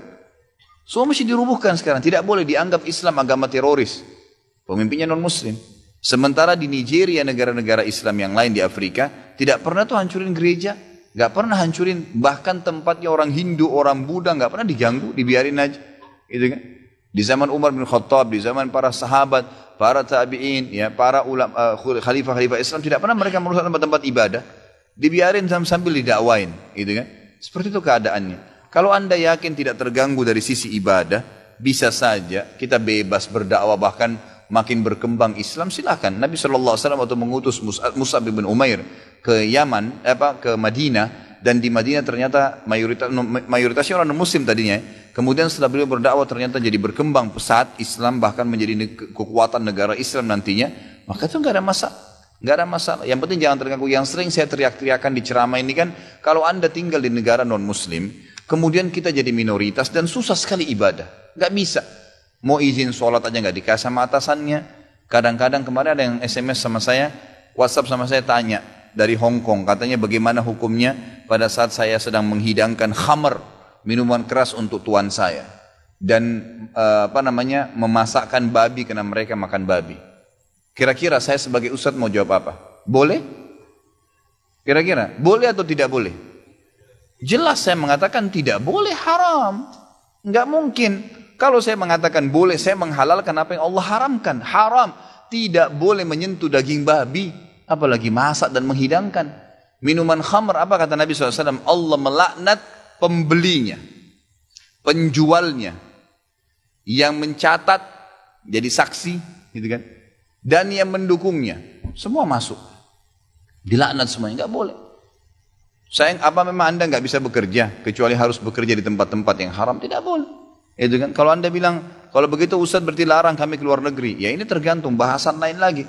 Kalau darurat, pekerjaan anda darurat, memang tidak bisa lagi hidup kecuali dengan itu, harus hijrah ke negara non-muslim, itu lain, bahasanya lain, luas gitu kan. Tapi kalau keadaan begini anda tanyakan kepada saya, halalkah pendapatan seseorang yang kerja jual khamr? Haram. Dari mana halalnya? Khamrnya haram, lalu dihidangkan, kita ikut-ikutan, gitu kan. Saya bekerja di perusahaan di mana klien-klien saya dari berbagai bidang industri termasuk bank, asuransi, leasing, dan rokok. Perusahaan kami membantu para kliennya untuk memperbaiki proses bisnis sehingga produktivitas dan efisiensinya meningkat. Apa hukum bekerja di perusahaan tersebut? Minimal syubhat. Kalau misal memang dia masih punya banyak klien ya, di antaranya mungkin kliennya perusahaan rokok, tadi asuransi dan leasing atau perbankan. Mungkin ada perusahaan-perusahaan lain yang masih normal. Berarti dia minimal syubhat gitu kan. Artinya ada pendapatan yang halal, ada pendapatan yang haram. Dan syubhat ini lebih baik dijauhi. Syubhat itu lebih baik dijauhi. Ikhwah sekalian, saya lihat dari pertanyaan ini semua kayaknya masih perlu saya titik beratkan begini. Wallahi ikhwah, yang memberikan rezeki Allah Azza wa Jal. Allah dari langit sana yang menurunkan rezeki, bukan bos anda. Bukan manusia. Gitu kan. Kenapa takut sekali meninggalkan tempat haram? Kalau haram jangan dipertahankan, nggak boleh. Pendapatan haram itu akan menjadi penyebabkan banyak sekali. Bekerja di situ haram, pendapatannya juga kalau dimakan menjadi haram. Bukankah Nabi SAW mengatakan lahmun nabata min suhtin annaru aula bihi? daging dan darah yang tumbuh dari pendapatan haram, neraka lebih pantas baginya. Bagaimana bisa ikhwah? Coba antum jalan di muka bumi ini, lihat nih, di sekitar kita saja. Saya kemarin subhanallah ceramah di daerah Menteng, diundang ceramah keluarga. Waktu itu subhanallah malam minggu kebetulan, saya lagi tidak ada jadwal, saya ke sana. Pada saat saya parkir, rumahnya mewah, lux, di sekitarnya semua rumah mewah. Pas azan maghrib saya bilang, Pak maaf Pak, saya mau pamit. Sholat ini Ustaz? Enggak, saya sudah azam untuk selalu sholat di masjid. Kalau bapak-bapak sini mau ikut silahkan. Lalu saya masuk, saya cari mana masjid, tanya. Subhanallah, begitu saya masuk masjid ditunjukin. Saya masuk lewat belakangnya rumah bapak itu, semuanya rumah kampung. Rumah-rumah kecil-kecil, mungkin rumahnya itu cuma 3 kali 3 meter, 2 kali, cuman kecil-kecil rumahnya semua penuh. Tapi di daerah Menteng penuh di belakang sampai ke masjid. Masjidnya pun tuh kecil, musola. Mungkin satu saf itu cuma bisa 6 orang, ke belakang juga 6, kurang lebih begitulah. Saya waktu masuk subhanallah, saya lihat orang-orang yang tinggal sekecil itu pun rumahnya. Ada yang lagi bungkus-bungkus gula dijual. Dia cuma jual di komunitas di situ saja. Ada yang jual Indomie, ada yang buat jual kopi dan teh panas. Hidup tuh, gitu kan? Hidup itu mereka. Boleh hidup saja, rumahnya biasa, tetap bisa dagang begitu, biasa saja hidup. Coba lihat tuh, artinya orang-orang banyak yang hidup dengan keadaan seperti itu. Kenapa kita tidak lihat dan coba belajar gitu? Bahwasanya orang hidup kok, tidak harus dengan terikat masalah perusahaan kita yang akhirnya kita anggap kalau saya tidak kerja sini saya nggak bisa. Rezeki biadillah ikhwah sekalian, rezeki biadillah. Allah bukakan rezeki. Saya cuman karena tidak enak kalau saya mau menceritakan keadaan saya pribadi ya. Kalau pengalaman saya pribadi terlalu banyak bukti-bukti nyata subhanallah yang saya hadapin pribadi. Pada saat lagi terdesak dari sisi ekonomi, godaan luar biasa, ada pinjaman yang berbunga, ada yang begini, ada yang begitu, tetap saya tolak, saya komitmen. Sampai pada titik terakhir, titik klimaksnya saya pertahankan, Allah berikan jalan keluar yang tidak masuk di akal ikhwah. Betul-betul tidak masuk di benak saya. Saya ceritakan salah satunya, pada saat saya ada masalah kemarin di Kalibata. Ini untuk diambil ibrah saja. Restoran saya buka 2 tahun 8 bulan. Kemudian saya pertemukan antara omset sama bayar sewa dan ya service charge-nya. Karena di mall ada service charge maka tidak cukup, tidak berimbang. Saya merasa selama hampir 3 tahun tidak mendapatkan keuntungan. Lalu saya berpikir untuk menutup restoran itu. Dan pada saat itu subhanallah saya berpikir restoran ini sudah saya tutup aja deh. Saya jual aja. Mungkin dengan kesibukan dakwah, beberapa ikhwah juga yang saya amanahkan di situ sudah ada yang satu yang sudah niat mau kuliah, udah nggak bisa lagi lanjut. Saya bilang oke lah baik. Selama 3 bulan vakum. Nggak bisa bergerak sama sekali. Pada saat itu subhanallah 1 rupiah pun ikhwah saya nggak punya duit. Allah jadi saksi, saya bingung waktu itu bagaimana caranya untuk mencari jalan keluar nih. Jual restoran pun akan dilelang dalam kondisi murah, restoran itu sudah besar asetnya. Ini gimana caranya, saya nggak punya duit. Mindahin ke tempat lain butuh uang untuk sewa, gitu kan? Membuka lagi butuh uang yang baru untuk membayar sewa yang tertunggak, gitu kan? Tidak dibongkar juga akan dibongkar paksa. Ini kalau ada waktu tentu sampai waktu tentu, kalau tidak ini akan dibongkar paksa. Subhanallah, godaan luar biasa. Ada yang masuk saya tidak tahu dari mana, SMS masuk ke HP saya, pinjaman dengan bunga yang ringan 250 juta sampai 750 juta terus dari banyak perbankan saya nggak tahu tiba-tiba masuk. Saya tidak pernah iyakan, selalu gitu kan. Saya cuma berusaha ikhtiar berdoa sama Allah, tawarin kepada orang kalau ada yang mau punya saham dengan saya. Subhanallah, pas titik klimaks 3 bulan kemarin, 3 bulan tutup ya sementara, dan saya sudah berpikir mau jual pun sempat saya tawarkan belum ada yang beli. Saya tiap hari saja berdoa. Di masjid ini saya kedatangan seseorang. Jemaah pengajian saya, bukan jemaah pengajian sebenarnya. Dia rutin mengikuti ceramah kita ya yang diupload di YouTube dan tinggal di Paris. Orang Indonesia, orang kita tapi tinggal di sana. Datang selama ini dia selalu kalau saya punya program gali sumur diikut. Ada program kemarin badal haji, ditipin uangnya. Selalu program sosial diikutin sama dia. Subhanallah pada saat lagi dia bilang sama saya SMS, Ustaz saya mau ke Jakarta, saya ingin hadir pengajian Ustaz langsung. Saya bilang baiklah kalau gitu silahkan fadhal. Selesai pengajian kita waktu itu selesai jam 9 malam, kurang lebih seperti jam-jam seperti ini. Lalu kemudian dia datang sebelah saya belum pernah lihat orangnya. Lalu dia salaman sama saya, dia bilang Ustaz saya Pak John Firdaus, dia bilang sama saya gitu. Terus saya bilang, oh iya Pak, saya belum paham nih. Dia bilang, saya yang dari Paris Ustaz. Oh antum, terus salaman lah, ngobrol-ngobrol. Sampai ke mobil gitu kan. Saya sempat kasih dia beberapa buku yang biasa saya bawa di mobil. Ini akhi mungkin antum bisa baca-baca di sana sama keluarga dan seterusnya. Sebelum berpisah, dia bilang sama saya, Ustaz saya sempat bawa teman ke Kalibata. Kok saya mau ajak makan tutup tempatnya Ustaz? Oh iya, ceritanya ada tunggakan pembayaran yang belum saya bayar dari sewanya karena tidak cukup antara omset penjualan dengan ini. Oh gitu Ustaz ya, kira-kira butuh berapa biaya? Saya bilang mungkin saya butuh sekitar 250 juta untuk memutar kembali restoran ini. Karena butuh ada tunggakan 168 dan saya harus dengan biaya operasional sekitar 250 juta. Rencananya memang saya mau buka saham kalau memang ada yang mau masuk. Dia bilang sama saya tiba-tiba ini cuma mau berpisah di sini di depan masjid ini, dia bilang sama saya, Ustadz kalau Ustadz bilang, saya baru saja kemarin masukin anggaran dana saya 400 juta di satu perusahaan. Kalau saya tahu saya akan ikut sama Ustadz. Ya sudahlah akhi, qadar Allah nggak apa-apa gitu kan. Tapi kalau emang Ustadz mau, saya coba pikirkan nanti saya pertimbangkan. Kira-kira berapa? Saya bilang saya akan buka saham 250 juta itu 10% dari omset antum akan ambil. Karena aset restoran sekarang 2,5 M. Baiklah, dia bilang sama saya gitu. Saya pulang ke Paris ini, hari Senin saya berangkat. Saya bicara sama istri, saya langsung kasih berita ke Ustadz, lalu saya kasih. Baiklah saya bilang kalau begitu. Dia pulang, subhanallah, saya pikir ya sudahlah, ini mungkin dia mau pertimbangkan lagi. Malamnya, pada malam itu juga, dia tiba-tiba SMS ke saya, dia bilang, Ustadz setelah saya musyawarah sama istri, saya akan transfer ke Ustadz dengan jumlah 250 itu. Supaya bisa bergulir dan saya siap mengambil 10%-nya. Gitu kan, saya sujud syukur kepada Allah, alhamdulillah ada jalan keluar gitu. Subhanallah saya ke Kalibata, saya bicara besoknya sama GM-nya, saya ngobrol, ini gimana jalan keluar, saya sudah ada duitnya sekarang dan mau diputar. Oh udah gak bisa Pak Khalid, ini kan sudah 3 bulan vakum, udah gak bisa, harus dibongkar, udah tutup, gak bisa lagi. Kalau Pak Khalid mau pindah tempat lain silakan, atau mau buka sini kembali harus ganti nama. Baiklah, saya coba kembali kepada Allah SWT lagi berdoa, ya Allah berikan petunjuk, ada apa sebenarnya ini, bagaimana jalan keluarnya. Hati saya subhanallah cenderung untuk keluar, gitu kan. Udahlah mungkin saatnya untuk keluar dari situ karena memang selama ini ada teman-teman saya berikan masukan juga yang sering datang, akhi di sini parkiran susah, akhi di sini kadang-kadang tidak ditahu dan seterusnya, lebih baik kalau ente keluar. Saya tiba-tiba berpikir mungkin saya keluar deh, saya iseng aja di condet saya mutar-mutar, coba deh saya cari ruko, mungkin ada dengan 250 juta daripada saya bayar ke Kalibata, mendingan saya sewa ruko, mungkin bisa sewa 2 tahun, ya, mungkin 75 juta, 100 juta per tahun, saya bisa dapat 2 tahun, lalu saya coba gulirkan lagi. Dengan izin Allah, di depan rumah, di Jalan Raya Condet itu dekat rumah orang tua saya, ada satu ruko, 2 ruko disambung, 3 tingkat, dan ruko itu bekas travel haji umroh, gitu kan. Pas dipasang spanduknya disewa, dikontrakin, gitu kan. Saya langsung tanya, saya telepon, setelah saya tinjau beberapa lokasi, kemudian saya tanya telepon.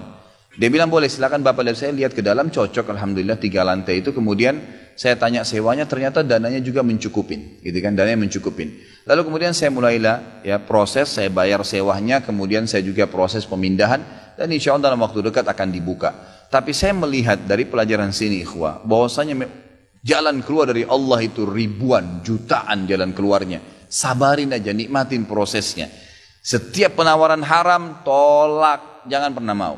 Dengan izin Allah akan ada jalan keluar, tidak ada. Kata Nabi SAW, man taraka syai'an lillah abdalahu khairan min, gitu kan.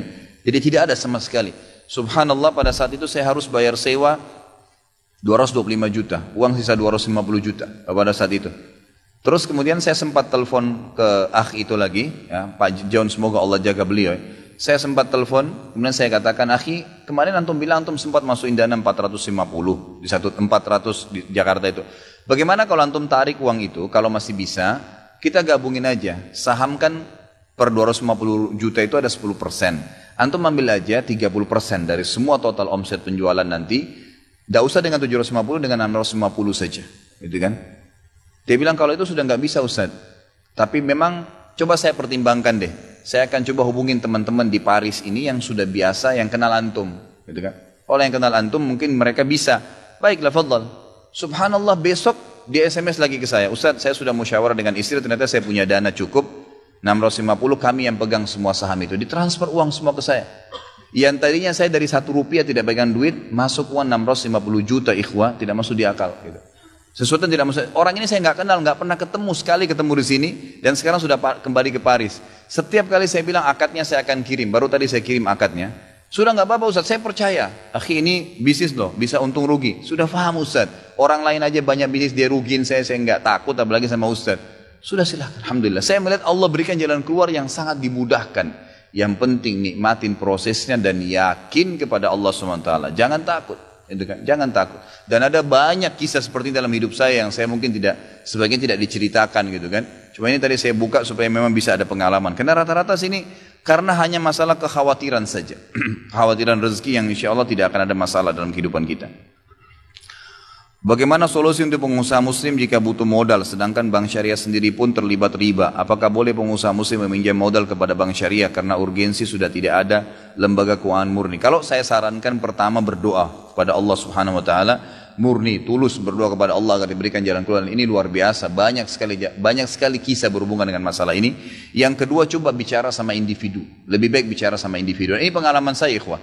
Subhanallah, dari pertama saya buka usaha tahun 2003 saya mulai buat perusahaan Ajwad itu, kemudian saya ekspor kayu gaharu ke Saudi. Belum pernah saya pakai modal dari luar, belum dari instansi perbankan. Alhamdulillah belum pernah. Selama itu saya cuma tawarin kepada jemaah pengajian, kepada keluarga saya, kemudian ada yang ikut satu-satu, mulai dari modal yang ada saya amanahkan, jaga dengan baik, kemudian berputar, Allah berkahi. Akhirnya kemudian baru berkembang ke buka usaha-usaha yang lain. Saran saya coba ke secara individu dan minta kepada Allah petunjuk. Yang kita sayangkan ini ikhwah, kita banyak ini mau berdoa kalau lagi sakit parah, itu kan baru berdoa sama Allah. Tapi kalau untuk minta modal, kayaknya nggak mungkin deh sama Allah, gitu kan? Kalau mau minta mobil mewah, kayaknya nggak mungkin sama Allah. Ya, ini semuanya ikhwah. Apapun yang kita minta kepada Allah Subhanahu Wa Taala, apapun sifatnya. Kalau perlu kancing baju putus, ya Allah coba gantiin yang sama, nggak apa-apa. Minta sama Allah, Allah akan berikan nanti jalan keluar, dapat toko dan bisa dapat yang sama. Gitu kan, itu dengan izin Allah. Jadi jangan terlalu sempitkan ya berdoa sama Allah Azza wa Jalla ini.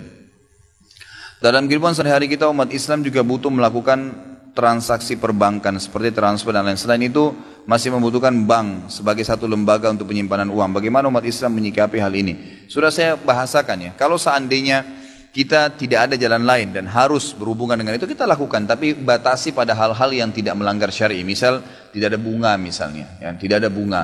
Ada pendapat ulama sekarang di Timur Tengah yang membahasakan kalau seandainya bolehkah seseorang menggunakan kartu kredit, gitu kan? Sementara memang itu penawaran jasa dan itu dari perbankan ya konvensional. Maka ada pendapat dari ulama Mesir mengatakan boleh saja kalau memang itu fasilitas yang dia mau gunakan dan darurat.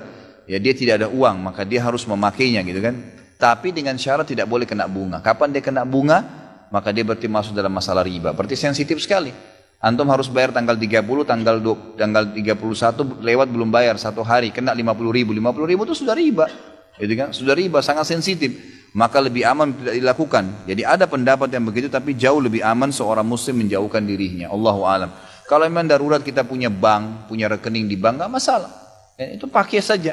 Ya, kalau memang tidak ada bank ribawi Ustaz, ya bank ribawi. Apa boleh buat? Tidak ada yang lain, gitu kan? Saya harus nabung, uang saya nggak mungkin 100 juta, 200 juta saya taruh di kamar, nanti bisa hilang. Misal, saya harus taruh di bank, di kampung saya, di kota saya tidak ada kecuali bank ini. Pakai saja, taruh, jangan ambil bunganya, gitu kan? Selesai, jangan berhubungan dengan masalah ribawiyanya. Tapi kalau sudah ada perbankan syariah, Anda alihkan, ya, seperti itulah. Apakah benar Rasulullah SAW dimakamkan 3 hari setelah meninggal? Nggak benar. Tidak benar. Jadi Nabi SAW meninggal, setahu saya Allah alam pada hari itu juga sudah dimakamkan. Ya. Saya meminjamkan uang 5 juta ke teman saya untuk berbisnis jual celana. Lalu saya bilang ke dia bahwa kira-kira akan dapat untung 1,8 juta. Saya bilang akan membagi ke dia 450 ribu. Apakah itu termasuk riba? Ya. Saya belum tangkap ini ya. Baik, modal 5 juta, keuntungan 1,8 kurang lebih. Maka saya akan memberikan kepada dia 450 ribu. Apakah itu riba? Enggak, bukan riba. Ya, kalau memang jelas keuntungannya 1,8, jelas sudah dapat. Kalau ini untung 1,8, saya akan kasih kamu 450 ribu. Itu bukan riba. Tapi untung atau tidak, saya tetap kasih kamu 450 ribu, itu baru riba. Itu baru riba. Bagaimana hukumnya berjualan di mana ini? Di momen malam tahun baru, karena pada saat itu sangat ramai akan calon pembeli. Kalau penjualan itu memang dasarnya sudah di situ, kita punya sebuah tempat tahun baru atau tidak tetap kita jual, silahkan saja, nggak ada masalah, gitu kan? Tapi kalau tidak, maka ini ada rincian. Kalau seandainya tempat itu memang umum saja, artinya kita tidak berhubungan dengan masalah tahun barunya, emang Di depan rumah banyak orang yang lagi ngumpul, kita lagi mau jual kopi, ini masih umum. Ulama mengatakan umum, dia cuma mau menjual kepada orang-orang ini gitu kan. Tapi kalau sekaligus niatnya untuk merayakan, nah itu tidak boleh. Kalau mau saran saya, nggak usah. Nggak usah. Tidur, bangun sholat tahajud, minta sama Allah rezeki, berzikir, baca Quran lebih baik. Allahu a'lam, jauh lebih baik. Karena begini loh, setiap orang yang berhubungan dengan seseorang atau sesuatu kegiatan pasti berefek. Pasti berefek. Kita masuk ke sebuah lokasi, orang-orang itu lagi majelis ilmu seperti ini. Kira-kira apa efeknya? Minimal kalau dia cuma datang sholat dia bisa mendengarkan, minimal. Atau mungkin dia duduk juga ikut dengar. Kita masuk ke sebuah tempat, orang lagi pada berantem semua. Kita hanya jadi berantem situ, kena bingung, gitu kan? Tidak tahu harus buat apa, pasti ada tampiasannya. Orang lagi ngerayain tahun baru, tiup trompet, lagi ngomong, ada orang pacaran, terus kita dagang di situ. Kira-kira ada efeknya nggak? Pasti ada efek. Minimal lihat auratnya orang, minimal dengar trompetnya, minimal ini dan minimal itu. Hanya karena kita mau jual berapa? 100 gelas kopi, gitu kan? Lebih baik di tablik akbar saya aja jual kopi nanti, gitu kan? Insya Allah dapat pahala. Apa yang baik dilakukan menurut Islam apabila ada perlu diadakan syukuran? Apa ini? Oh, apa yang baik dilakukan menurut Islam apabila mau pindahan atau sudah pindahan rumah? Apa perlu diadakan syukuran atau pengajian? Setahu saya tidak usah, nggak perlu. Jadi tidak pernah ada riwayat disebutkan untuk Nabi SAW baru bangun Masjid Nabawi atau Masjid Kuba, kemudian buat acara syukuran. Belum ada sebenarnya itu. Jadi ringankan aja saudaraku, ringankan aja, nggak ada masalah. Nggak ada istilah nanti jadi bala, jadi masalah kalau nggak syukuran, nggak ada kok. Gitu kan? Tapi kalau seseorang sebagai tanda syukur kepada Allah Subhanahu Wa Taala, dia mau menyembelih hewan, kemudian memberikan makan orang miskin, mungkinlah. Atau memanggil kerabatnya untuk datang, ini sebagian ulama mengatakan sudah ada, tapi jangan dianggap bagian daripada syariatnya. Karena tidak pernah disebutkan riwayat Nabi SAW pada saat tinggal di rumah beliau atau beliau menikah dengan istri yang baru, beliau pada saat poligami lalu beliau belikan atau siapkan rumah untuk istri yang barunya kemudian dirayakan, tidak ada. Waktu Nabi SAW menikah dengan Sofiyah, waktu menikah dengan Zainab mantan istrinya Zaid bin Haritha, itu kan, beliau SAW menyiapkan tempat kemudian untuk rumah Zainab, kemudian beliau mengundang sahabat untuk makan saja pada saat itu.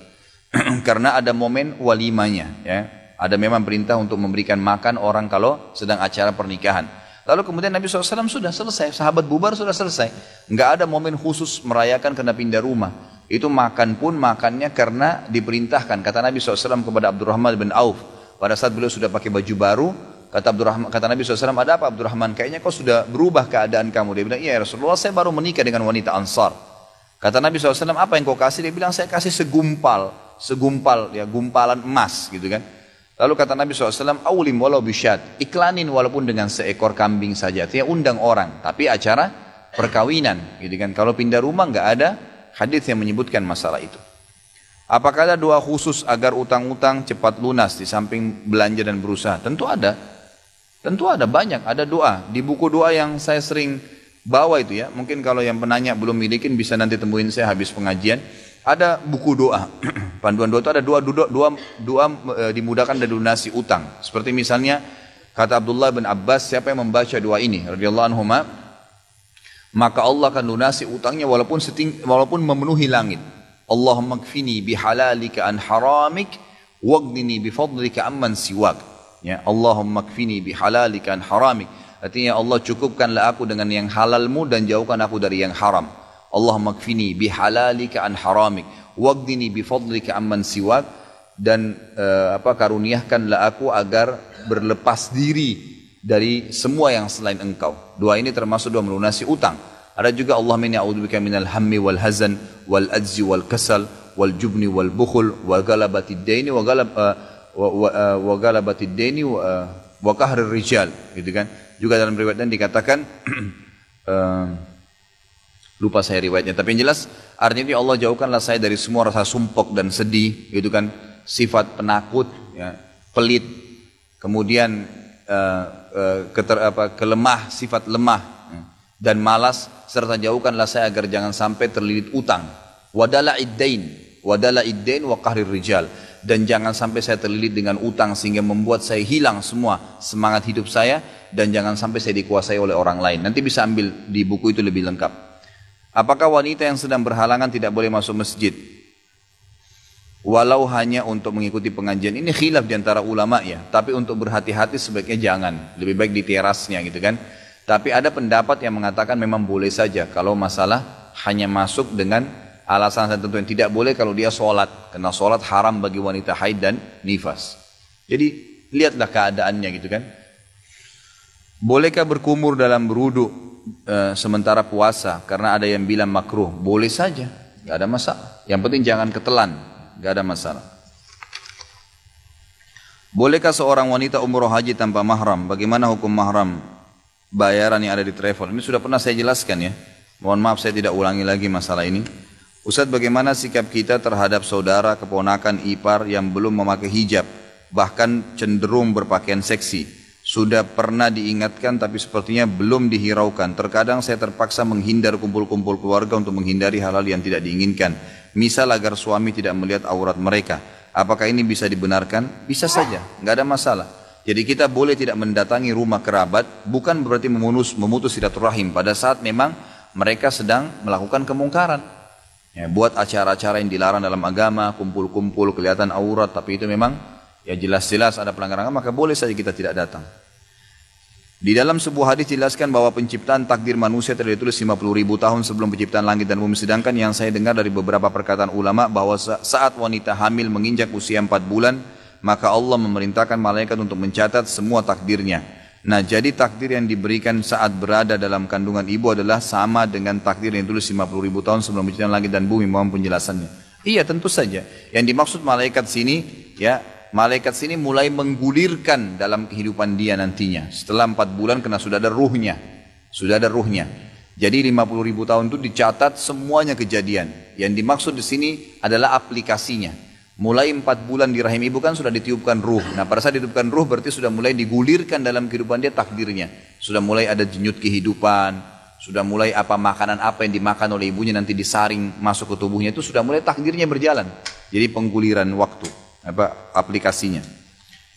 Kantor saya menyediakan fasilitas asuransi kesehatan untuk kesehatan seluruh karyawan. Biaya asuransi sendiri tidak dibebankan ke karyawan. Bagaimana hukumnya menggunakan asuransi tersebut? Sebaiknya dijauhi saja. Allahu alam, yang saya tahu ya, ini kalau mau dengar pendapat saya. Tapi kalau ada ustadz lain yang membolehkan silakan. Kalau saya lebih aman tidak memakai fasilitasnya. Karena masalah asuransi sendiri itu masuk dalam bab syubhat yang sangat jauh. Ya. Bahasan ulama sangat tegas masalah ini.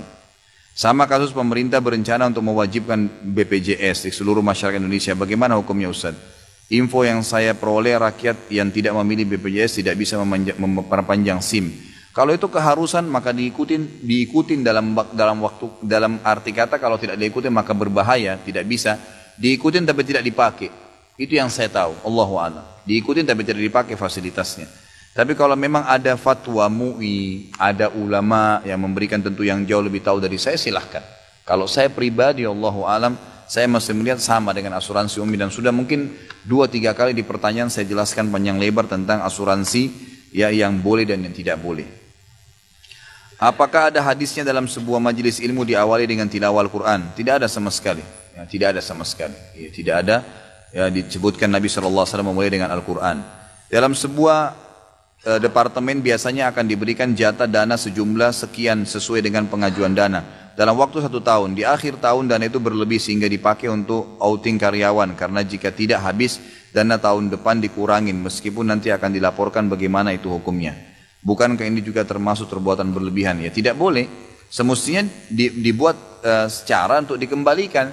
Ya, kalau memang ternyata anggaran diturunkan 100 juta dan kita cuma pakai 700, ya 75 juta misalnya, dan itu memang sudah anggaran rutin, 25 juta dikembalikan. Ya, kalau dia alasan supaya tahun depan tidak dikurangin, ya berarti permasalahannya adalah dia tidak jujur pada saat itu. Dan 25 juta itu tidak layak untuk dibagi, nggak boleh. Nggak halal untuk pegawainya, gitu kan? Hanya dibuat acara-acara yang tidak. Kecuali kalau memang yang memberikan dana instansi pemerintah sendiri ataupun individual, memang mengatakan pokoknya ini semua untuk pegawai, terserah bebas mau diapain sisanya, itu lain. Tapi kalau ini laporan, nanti dibuatin laporan, nanti rekayasa data, gitu kan, seakan-akan itu memang sudah masuk dalam anggaran tapi dibagi-bagi, maka ini tidak boleh, haram hukumnya. Saat sedang wudhu, setelah wudhu ada atau sholat, saya sering merasa was-was karena keluarnya angin dari kubul dan dubur, tapi sering tidak berbunyi dan berbau. Sahkah sholat saya apabila keluar? Dan apakah keluarnya keputihan pada wanita membatalkan wudhu? Ini ada hadis Bukhari menjelaskannya, di mana seorang sahabat mengatakan, ya Rasulullah, saya kalau sholat kadang-kadang was-was apakah saya keluar angin atau tidak. Kata Nabi SAW, selama kau tidak dengar suara dan tidak berbau, maka berarti ya sah, nggak ada masalah, gitu kan? Artinya memang itu cuma was-was biasanya. Kalau masalah tadi ini apa? Keputihan itu tidak batal, setahu saya, Allahu alam, tidak batal karena itu memang cairan yang tidak dianggap memang sengaja, bukan cairan yang dianggap sengaja, bahkan lebih cenderung ulama mengatakan tidak najis, Allahu alam. Benarkah doa kunut hanya sunnah Ustaz? Dan ternyata Rasulullah SAW tidak menyuruh untuk membaca dalam kunut subuh. Ini sudah saya pernah jelaskan, sering saya jelaskan ya.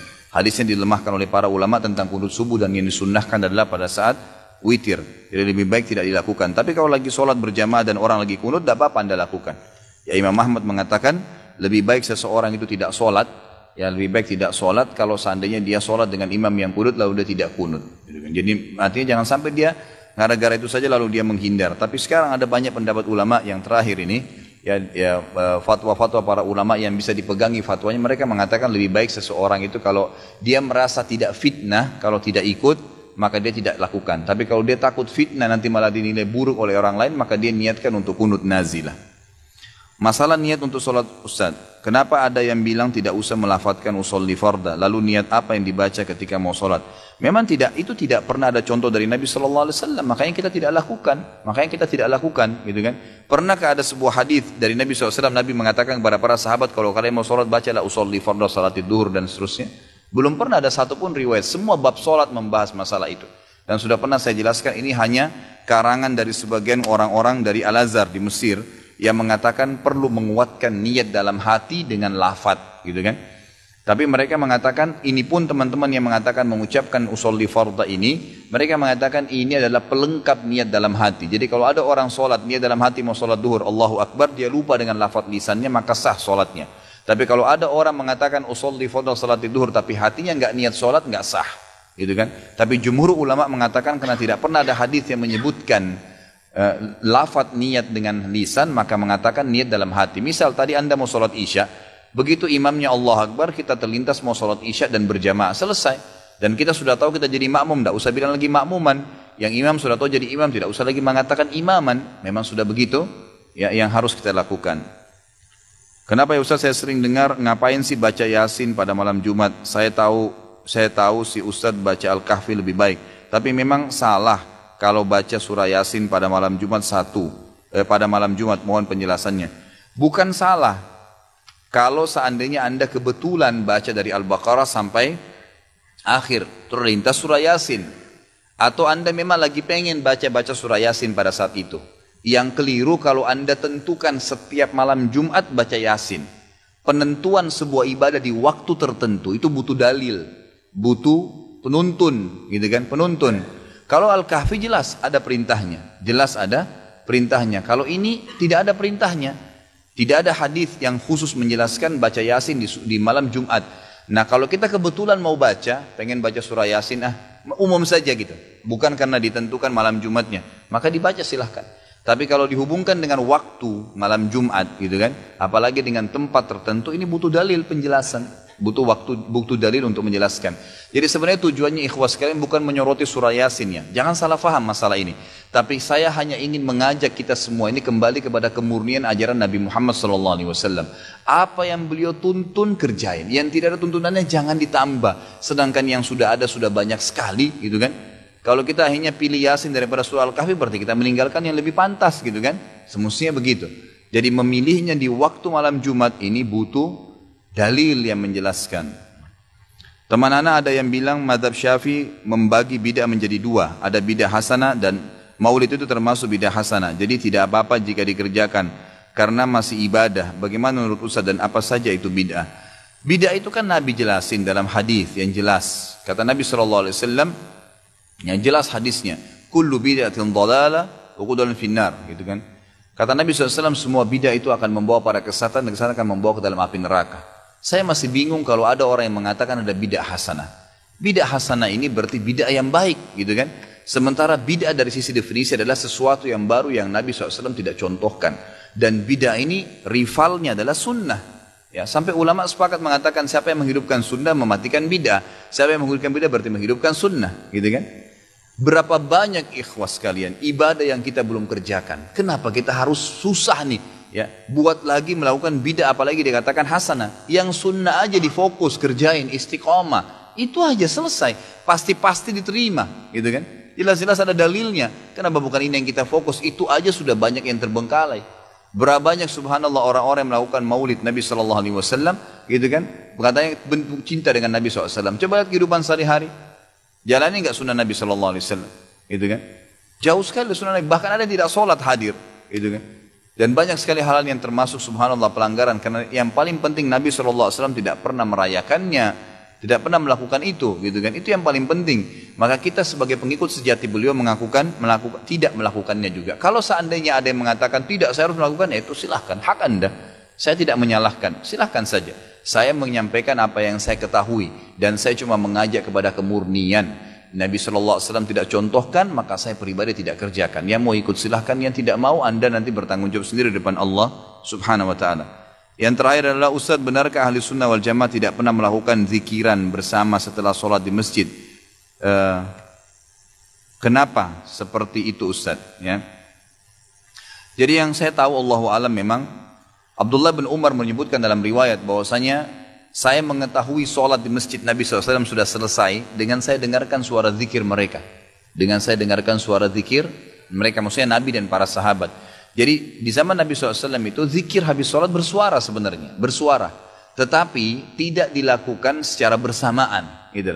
Jadi misal Nabi SAW lagi baca ayat kursi, sahabat sana lagi baca al-ikhlas, sahabat sana lagi baca al-falak, yang sana lagi baca subhanallah 33, dibebaskan oleh Nabi SAW. Itu yang ada dalam hadis. Tapi suara mereka terdengar, gitu kan. Kalau ada sekarang orang lebih memilih zikir dengan tidak mengeluarkan suara, gitu kan, mungkin hanya dia saja yang dengar, itu adalah termasuk adab sebenarnya. Adab dan tata kerama agar orang-orang tidak terganggu dengan dia. Tapi intinya disunnahkan, boleh saja orang mengeraskan suaranya dalam zikir habis sholat, ya, tidak ada masalah.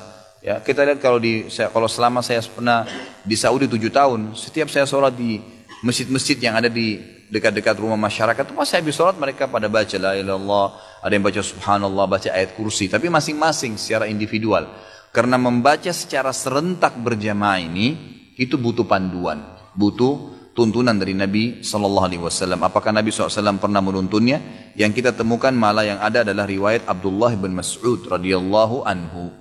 Abdullah bin Mas'ud mengatakan pada saat dipanggil oleh Ubay bin Ka'ab, dan di situ ada beberapa tabi'in yang lagi berzikir, yang pimpinannya mengatakan subhanallah, anak-anak semua murid-muridnya mengatakan subhanallah, gitu kan, sambil mereka memegang batu dan memindah-mindahkannya. Maka Ka'ab bin Malik mendatangi rumah Abdullah bin Umar berkata, wahai Abdullah bin Umar, kalau kau lihat ini pasti kau tidak suka. Karena ini tidak pernah ada di zaman Nabi SAW. Kata Abdullah bin Umar, apa itu? Silakan kau ke masjid. Ditemukanlah di masjid tersebut ternyata ada beberapa tabi'in yang lagi berzikir sambil dituntun. Pimpinannya mengatakan subhanallah, yang lain pada itu subhanallah. Sambil rame-rame subhanallah, subhanallah, subhanallah, rame-rame gitu. Kata Abdullah bin Umar pada saat masuk, wahai kaum ini segelintir orang, apakah kalian tidak khawatir azabnya Allah turun? Kaget Abdullah, orang-orang itu pada kaget. Ada apa wahai Abdullah bin Umar? Apa yang kami lakukan? Kami sedang berzikir kepada Allah. Bagaimana bisa azabnya turun? Apa kata Abdullah bin Umar? Fahami pendapat beliau. Ini sahabat Nabi, gitu kan? Yang terkenal dengan sahibut ta'assi. Orang yang paling fanatik dengan Nabi SAW, Abdullah bin Umar radhiyallahu anhu. Jadi apa saja dikerjakan oleh beliau, semua yang Nabi kerjakan gitu. Beliau mengatakan, sungguh bajunya Nabi SAW masih bisa dilihat dan dipakai. Artinya Nabi ini baru meninggal, bajunya aja sekarang masih ada. Panci-pancinya masih bisa dipakai, rumahnya masih bisa dihuni. Kalian sudah berani melakukan apa yang Nabi kalian tidak contohkan, gitu kan? Berarti akan datang azabnya Allah bukan karena perbuatan kalian, tapi karena tidak pernah Nabinya contohkan. Artinya kalian menambah-nambah dalam agama ini. Jadi ini berbahaya sekali, gitu kan? Seseorang telah datang di depan Hasan Basri lalu sholat habis asar 6 rakaat. Salam habis asar, sholat 6 rakaat sunnah. Lalu orang ini begitu setiap mau salam, Hasan Basri mau ingatin, dia sholat lagi. Begitu selesai 6 rakaat langsung ditahan sama Hasan Basri. Dikatakan, kenapa kau sholat habis asar? Dia bilang, wahai imam, dia tahu ini Imam Hasan Basri, ulama. Wahai imam, apakah Allah akan mengadab saya karena saya sholat? Apa kata Hasan Basri? Tidak. Allah tidak akan azab kau karena kau sholat. Tapi Allah akan azab kau karena kau melakukan apa yang nabinya enggak contohkan, yang merupakan ajaran dari Allah Subhanahu wa taala. Nabi enggak pernah contohin ada asar, setelah asar sholat 6 rakaat, dari mana dasarnya kau lakukan gitu. Jadi termasuk dosa itu kalau melakukan apa yang Nabi SAW tidak lakukan, dan kita cap itu bagian daripada agama, seakan-akan kita masukkan ajaran baru di agama Islam yang sudah sempurna. Allah bilang dalam Al-Ma'idah, Al-yawma akmaltu lakum dinakum. Kata-kata akmaltu, saya sudah sempurnakan agama kalian. Kata ulama, Ibnu Katsir mengatakan dalam tafsirnya, ini dalil nyata Nabi Muhammad SAW sudah menyampaikan semua ajaran agama Allah, dan juga setiap muslim tidak perlu lagi menambah sekecil biji sawi pun dari ajaran agama ini. Cukup dengan yang ada saja, selesai. Maka kita tidak ada lagi masuk ke syubhat, tidak ada lagi masuk ke ragu-raguan, lakukan apa yang sudah diperintahkan saja, titik. Maka itu akan membawa kita insya Allah ke dalam surga Allah SWT. Mungkin begitu dulu, kalau ada benar dari Allah, kalau ada salah dari saya mohon dimaafkan. Subhanakallahumma bihamdika asyhadu an la ilaha illa anta astaghfiruka wa atubu ilaik. Wassalamualaikum warahmatullahi wabarakatuh.